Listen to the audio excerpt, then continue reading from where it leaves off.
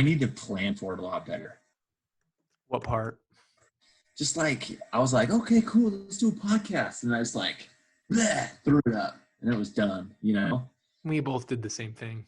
And I needed to do like, plan out like 6 months of material like you did. You just got to make it easy. I know. That's so like the recording aspect to final production to posting it, like make them send all the info. Yeah.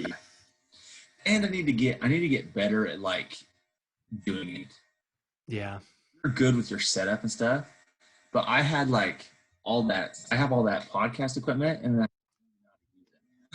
I know. That's what I'm afraid of is like you spend all this time like setting all this shit up and then it's like, yeah, you do it for like a month or two and then you're just like, yeah. Yeah. Seriously. No, we got to get back into it. All right. No, dude, I'm going to. It's on my 2020 list. Well, 2020 is about halfway over, bud. I know. Isn't that scary? That's scary. I know. Tax day is tomorrow. Yeah. If only. That is a great, that's a great intro to the podcast. I know, right? Tax day is tomorrow. Psych. It's not for another 3 months. Okay. All right, here we go. What's going on, everybody? Welcome back to another episode of the Blake Haggett podcast. As you can see, we are both lounging around. I'm actually at the office today, but we've got a special guest on the show today, Stephen Gabrielsen with Creative Advising. Stephen, say what's up. What's up, everybody? Thanks for having me on the show, Blake. I'm excited to be here. Anytime, man. So Stephen, I'll let him give you guys the background, but tax day is tomorrow. Tax day is tomorrow. Isn't that crazy? Right? It's April 14th. Any typical year and tax day would be tomorrow. Of course, as everybody knows, we are in kind of a crazy year with 2020 being, I think, the craziest year pretty much anybody's ever experienced. But yes, tax day is not for another 3 months. We got till July 15th on the federal level and June 15th on the Idaho level. Every state is different. I think a heavy majority of states extended till July 15th, but some didn't. So it's important that you know the filing date for your state. So how is that impacting you clients that, you know, what is the difference between filing your state taxes in June versus your federal in July? Or are you seeing a lot of your clients locally just, you know, filing at the same time? So for me and all my clients, I'm going to file them all at the same time. I like to file federal and state at the same time. The biggest thing that it affects my clients is when we make payment. So if you owe, your federal taxes aren't due until July 15th, but your state taxes are due June 15th. So if you owe, then we make the state payment June 15th and we make the federal payment July 15th. So that's the biggest difference. And it's just remembering to put a date in your calendar and mark it in your calendar to make those payments. But other than that, I'm still planning on getting majority of mine filed this month. Obviously, if they come out with like a phase 4 or something like that, that might not happen because there's a lot of studying that goes into those big pieces of legislation. But yeah. So let's kick it off. So there's a little tax info for you guys. I know this podcast is going to go out here in a few days, but Stephen, who are you? What do you do? Ooh, I am a CPA out of Boise, Idaho. I'm the owner of Creative Advising, and we're a tax and wealth strategy firm. So we do a lot of tax preparation and a lot of tax planning. And we look at the tax code way differently than majority of CPAs out there. We work with a group that's called Wealthability. If you've ever read the book Tax-Free Wealth, I recommend it to everybody. It was written by Tom Wheelwright, who's a CPA and a very, very knowledgeable CPA. But he has a very different view of how he looks at the tax code and how he works with his clients. I kind of adopted a lot about what he's doing in a lot of his teachings, and I've used them and applied them in my firm and to my clients. And it's what's really given me the ability to focus on what I'm focusing with in real estate, and and really help my clients achieve their financial dreams faster, and also reduce their tax liability significantly while doing so. That's awesome. How so tell us how you got there. How did creative advising come about? Give us the backstory a little bit. Yeah, that's a great question. So actually we did a podcast, was it almost exactly a year ago now? I think it was close to 2 years ago, man. Oh, close to 2 years ago. That's right. 2018, And I think.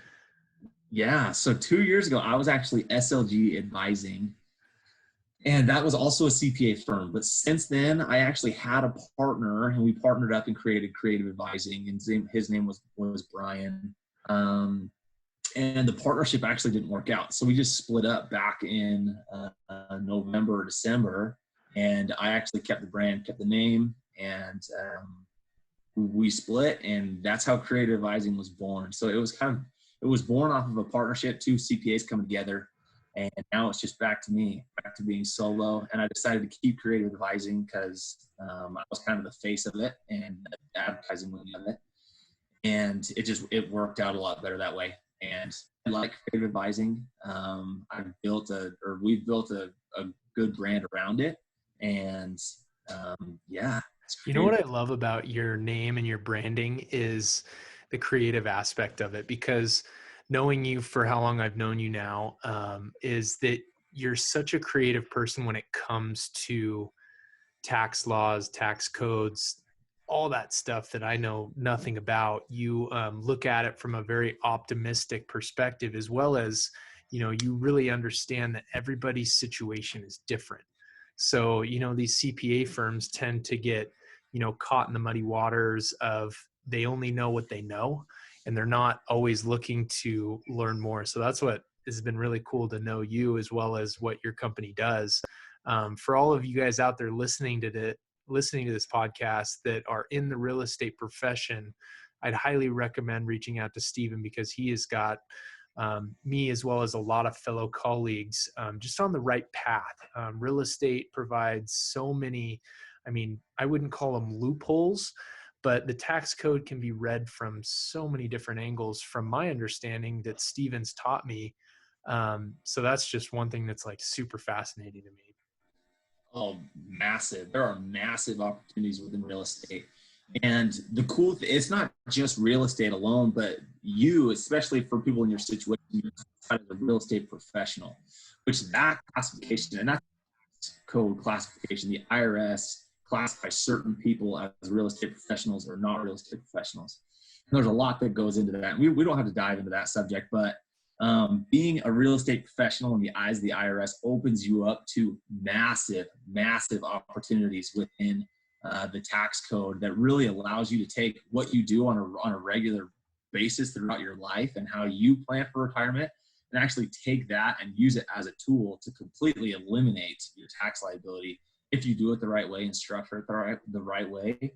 And so, and that is basically like if you look at it from a bonus standpoint, that's a 30% increase in your income every single year if you take taxes out of the equation. And the best part about it is that's a 30% increase, and that's a tax-free increase because you eliminated a lot of the taxes. That's so true. That's so true. I love the saying of it's really not cool. About how much money you make, it's about how much money you keep. That's right. I don't know who said that, but true. That is just like, it's always stuck with me. And I think that's why I've appreciated your service over the years, as well as just your mentorship to me personally. It's been so impactful to not only my income, but my pocketbook.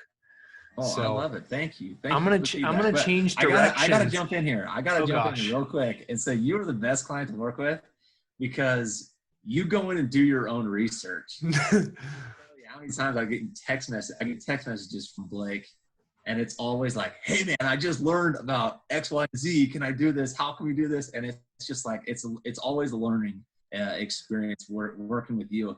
And so, the thanks goes both ways. Like, I've been able to take my career to where I've been able to take it a lot because of you and pushing me to learn a lot of things that I may or may not have learned and picked up along the way. So thank you as well. Well, I appreciate that, man, because it's been such a fun relationship over the years, as it's is it's built because it's, I feel like we're growing together in ways. And from what I've learned from a lot of my mentors, not only in real estate, but just in the level of creating financial wealth and freedom for yourself, is, you know, finding those partners or those members of your team that can help you get to where you are, because you can't know everything, you know?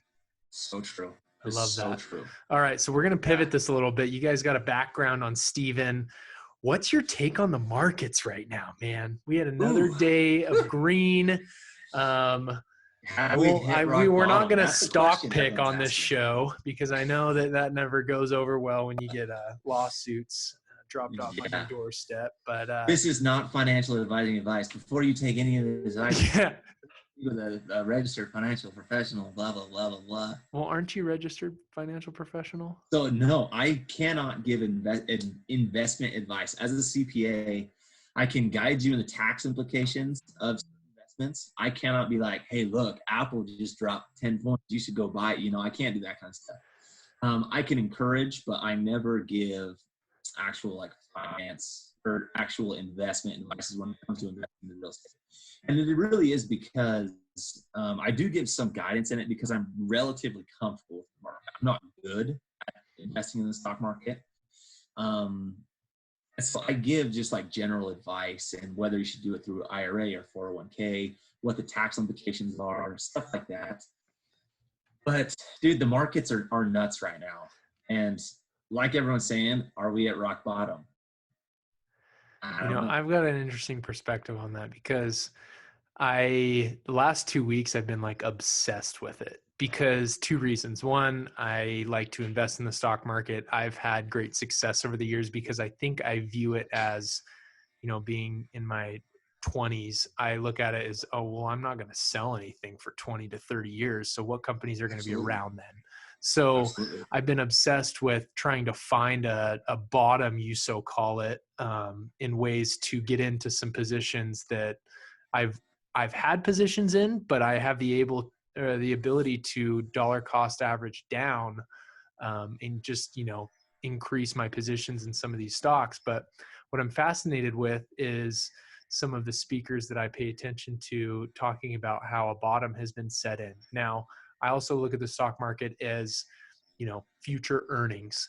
So the crash that we had, what was it, a month ago, middle of March? That was prior to us even shutting the country down, basically. So now that we've shut down, does the stock market look at it as, okay, they have an idea that we will be back to flowing business in 3 to 6 months? You know, what I'm seeing, I kind of project that, but at the same time, I feel that people are going to have some fears, but I don't know. It's interesting. What's your perspective? You know, I agree. It's definitely very interesting. And for me, it's almost a personality flaw for me, but I tend to do the exact opposite of what the masses are doing. And you look at the market right now, and everyone is hoarding cash. Everyone's just holding on, not doing anything, because it's a stall out in the market, right? Or it's a stall out in the economy. No one's doing anything. Some people don't have jobs, and it's a scary time for a lot of people. And in any time of crisis, there's always opportunity. There's usually massive opportunity in a lot of times of crisis. Like, you just got to find that opportunity. And in my opinion, I strongly believe that with the stock market, there's a massive opportunity there right now. Because I agree with you, when this economy opens back up in the next couple of months or weeks or whenever it is, I think there's a massive amount of pent up demand that is going to explode when it opens back up. And I think it's a delicate balance, because if it opens too soon, then you got this COVID thing that's going to come raging back, and it might stall it back out in the next month or two. And then on the opposite side, if you keep it closed for another month, you're going to run into a lot of people losing their homes, a lot of people getting hurt really bad from it. And it can have the other effect where we go into a recession for the next 18 months. And so it's really hard to say what is going to happen in the next 3 to 4 weeks, I would say. But I definitely think there's a massive amount of opportunity within the stock right now. And it's something that you don't want to just jump into if you don't know what you're doing. If you don't know what you're doing, I always say go ETFs. That's not financial investing advice. But yeah, that's my take on it. Does that make sense? I like that. So, I always pivot in my podcast way too often. What are you obsessed with now that you're home? Like, what are you doing? How are you surviving? I know you've got 3 little girls at home and a pregnant wife. So how's that quarantine life going? Dude, I've actually really kind of enjoyed it. It's been insane, obviously, with all this new legislation that came out, and a lot of the changes and the benefits that have come from all this COVID relief have been actually through the tax code. And so I've been doing a ton of research and studying and helping clients apply for grants and EIDL loans and all these different things, that it's really taken me from normal tax season busy to an extreme busy that I've never experienced before in my life. It's like crazy busy, to the point where it's like my goal this year was to be done with all of my taxes by March 31st. And I'm maybe halfway there just because of all this stuff that hit. I wasn't able to do a tax return for like almost 2 or 3 weeks. Yeah. Just because of learning. Well, and everybody's probably restructuring their plans, and you have these loans coming in and all that stuff that you have to educate your clients on. That's pretty interesting.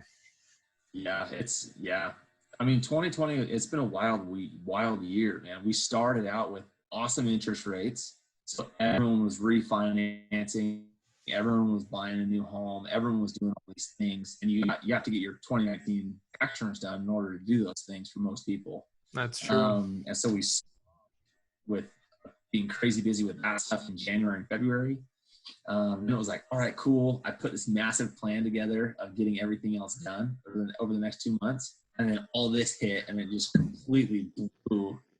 Yeah, exactly. Just completely blew up my plan. But it's good to the extent of you need to make yourself available for what your clients need in that immediate moment, right? So yes, it's important to do tax returns. It's still at the top of my priority list, but helping people get funding and helping people get involved in these grants and these PPP loans and EIDL loans and all these different things is more important in my opinion. Yeah, I agree with that 100%. So Steven's a workout enthusiast. How have your home workouts been going? Max effort. Corey G, baby. Shout out to the man.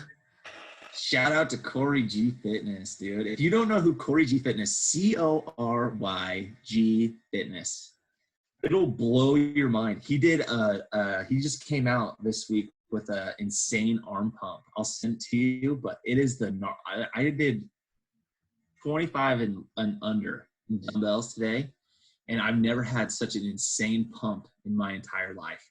It was gnarly. Whoa. Good though. But you can only do home workouts for so long. I know. I'm itching to get back in the gym. I know, me too. But are you hesitant? Are you a little afraid to go back into a public gym with tons of other people? I am. Mostly because of the situation I'm in now. My wife is pregnant, getting ready to have our 4th kid. Gonna be a boy. And so because of that, I don't know. We'll see. I don't even know what I would do with a boy at this point. But it is what it is, right? It is. But like a lot of the stuff going on within the hospitals, if you have a fever or anything, you actually can't go in. And so even if it was my wife giving birth, I wouldn't be able to go. And so my biggest hold up to do anything is because of that. I want to see the birth of my child, obviously. Yeah. Right? Yeah. And so it kind of holds me up. I actually just went and squat rack, and I'm getting ready to set up in my garage as soon as it arrives. But is it on back order, or are you going to get it within a few days or weeks? Oh yeah. No, it's like, I think it's weeks. Who knows, whenever. Probably by the time you get it, the gyms will be back open, everything will be normal. But then at the same time, you'll be home with a baby, so you'll actually get to use it. That's true. That's true. Hopefully, we'll see. What are you obsessed with right now? Like, what do you like wake up and go, oh, I can't wait to check the stock market or an app or a song? What are you obsessed with right now? Oh, it's pretty much, dude, I'm obsessed with client outreach, really, is majority of what it is. I wake up, check my email basically all day, and all I do most of the day is either study, prep taxes, or talk to clients. It's pretty much all I do. You hear that, ladies and gentlemen? This is a prime example of someone that loves what they do. You love it with a passion, dude, because like CPA shit can be boring as hell, but you just thrive off of it. I love it. It is, dude, like preparation, dude, tax preparation is brutal for me, dude. It's borderline torture for me. But like the overall tax planning, tax strategy, that's what I really love. And that's where I think a lot of my strength comes through as well, is strategy and planning stuff. So just like with everything going on, it's taken a lot of research and a lot of studying to see how this is going to affect us not only this year, but next year and the following years and stuff like that. So it's just been a lot of studying, really. Yeah. And keep up on the latest news within the IRS. And it's kind of exciting to hear like everything that's coming out because it's just new, I mean, like you get so, I would say, every time the tax code or laws come out with some changes, it's like a kind of reignites something in you to research it and just to know it for not only yourself, but for all your clients as well. And I mean, shoot, I feel like in the last month we've had the most, new legislation in the tax laws and codes that we've had in a long time. I mean, for the most part, the framework is the same, but the numbers are adjusted. But, the stimulus package and things like that, it's stuff they've never done before. So I can see why that'd be so fascinating. Well, and not only that, this is the first time that they've come out and dropped major tax law legislation within the middle of tax season. So have they ever in history moved tax date off of April 15th that you know of? I don't know. I don't think so. Not that I know. But I mean, maybe they have, but this is, I mean, this whole thing that we're going through, I don't think anyone's seen anything like this. Yeah. Yeah. And I think that, what's interesting and fascinating to me is like, it's nobody's fault. The president's getting so much backlash for shutting the country down too late. But at the same time, it's like, if he would have called for it a month earlier, people would have been like, no, you're an idiot. So, it's like, there was no perfect time. There really wasn't, it's like, it's something that we all, to be honest, we all need to come together to get through this, and precautions. It's going to be a new world that we live in. I know that I've had a few altercations with people. And when I say altercations, like coming across other individuals, and it's awkward because I'm so used to shaking someone's hand and whatnot. And it's like, oh, keep your distance. It's awkward. It's like, maybe we're going to adopt this whole bowing thing from China and face masks, Seriously. So it's interesting. I know, it really is. It's a wild take. I've been even looking at how it's going to reshape how businesses is done. I mean, look at Zoom, how well Zoom's done over the past 4 weeks, just with the amount of subscriptions that have gone through, people are using it like crazy. And I mean, people are starting to realize, oh, this is a legitimate way to handle your business going forward. And you can actually do this. And you can actually save thousands of dollars every single month on rent because you can do it from your living room or from your home office or from wherever. And it's just, think of this perspective for a minute. And this is just kind of thinking out there. I'm in commercial real estate, as many of you listeners know. But the whole office concept, I mean, we've witnessed WeWork, this collaborative workspace, go like it's the greatest thing in the ever, to SoftBank pulling its $3 billion funding and basically the thing going kaput. And they've got, I don't know how many square feet of leases signed that these landlords are going to get screwed over. And, I'm pretty comfortable working from my home office. Our home builder is going to start to see the advantage of adding an additional 100 square feet to houses so people can have their home offices somewhat private. I mean, I can't tell you how many Zoom calls I've been on, and it's fascinating to me to witness that, as well as, something that's important to me is family time. I'm like, I might start working from home 2 days a week because my 10 a.m. coffee break consists of playing with my daughter and, seeing my wife. It's like there's a fine line between the diligence of getting work done in a closed office door space versus how efficient, driving 20 minutes to the office or 30 minutes to that appointment. I wrote a really interesting blog on LinkedIn recently about, the efforts, the time it takes to drive to a meeting and how comfortable we are all getting on Zoom. I mean, I was just on a meeting this morning with a lot of people. It was their first time and they were just blown away with how easy it was, but awkward at first, like everything is. Yeah. But I don't know. It's kind of interesting. And, are you going to change your perspective at all? Do you think you'll work from home 1 or 2 days a week more often now, or what?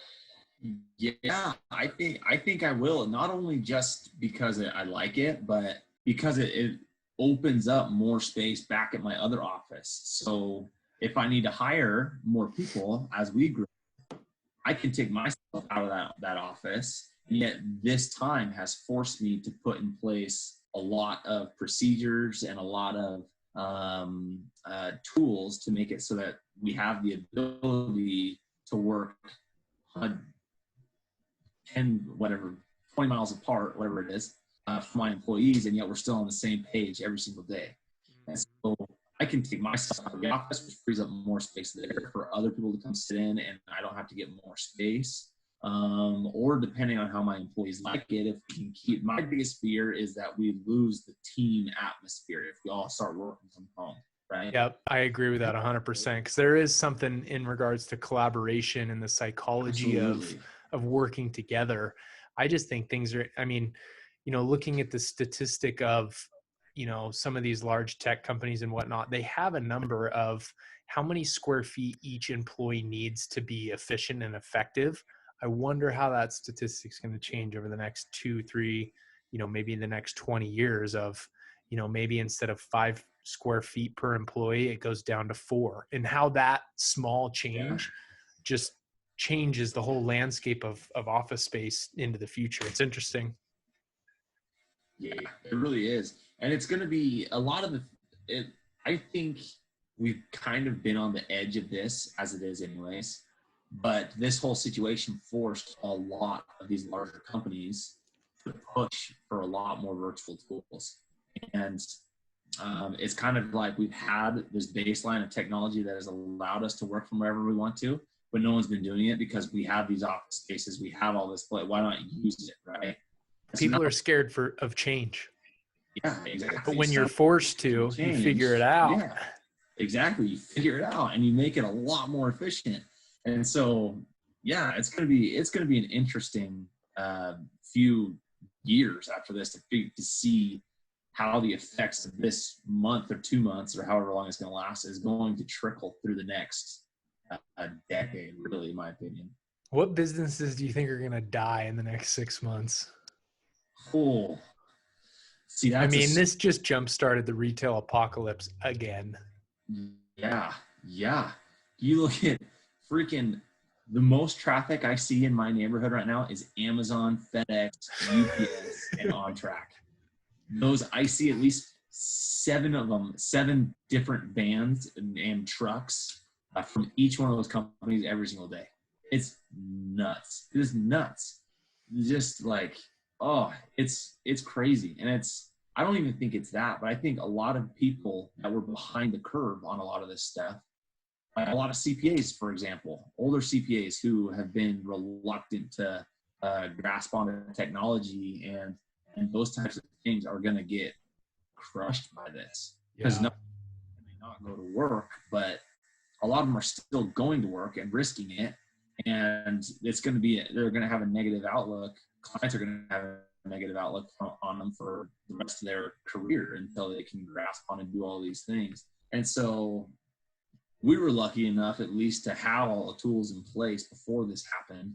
So going virtual was really just taking a computer screen home, and then you have more screens at home to work off of. And nothing has changed in my business, at least, because we already had it all set up and it's what we were using. But majority of CPA firms are still working on local servers and local things like that. And so I think a lot of them are going to be really, I think you brought up the older ones who, you brought up two really good points in that, and you kind of answered that question for me is like, is, the businesses that will die are the ones that don't innovate. Whether you're a restaurant or a small business owner or a small retailer, if you're not able to innovate into this technology space that we have now and have available, I think that's where we're going to see the biggest fall off. I don't think it's going to be any individual one or two sectors that collapses or crashes. It's going to be the ones that don't innovate and change. Absolutely. And maybe not.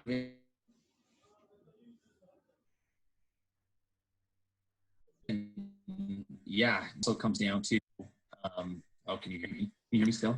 You know what? We're breaking up a little bit. Ooh, there. I got you. Yep.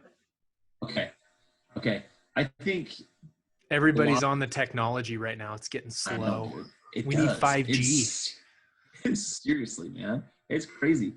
But I think a lot of it, even outside of innovating and changing and grasping on new technologies, but it's how are you going to make yourself useful during this time?